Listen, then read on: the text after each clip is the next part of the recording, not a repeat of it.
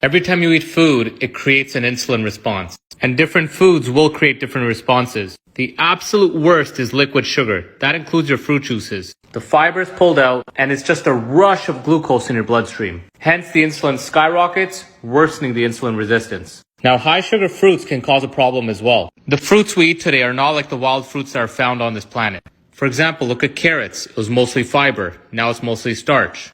Look at how we've changed the apples, increasing the size, which increases the sugar and the calories. Now, starch also has a high insulin response because starch is just chains of glucose molecules. And with rice, we strip the nutrients, leaving us with pure starch. And we do the same thing to grains as well. Milk is next. Now, dairy like cheese and yogurt's fine because the bacteria ferments out the sugar. But milk has sugar because milk is a growth food. Next is protein. And the last one is your fats. Now, your first option can be to cut this and cut this and cut that out. So here's how you can eat the carbs without having to cut it out. The key is fiber. That's why both of these fruits at the exact same calories have a completely different blood sugar spike.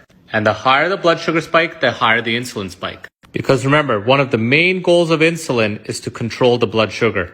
Fiberless carbs will spike your blood sugar. Similar to this effect, quickly filling it up, raising your insulin levels because your body's like, I need to control this blood sugar being added in. Fiber does something like that. You see, it's controlling the glucose from going in. So in that same time frame, I only got this much glucose. Secondly, I fast. In the morning, and no snacks. While you're sleeping, your insulin levels are starting to come down.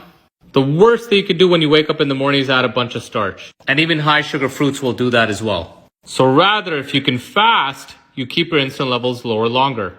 And that's why I had the Unimate to keep me consistent, because I don't have cravings, I'm not hungry, my mood is better, I'm not fatigued. There's days I wake up in the morning starving.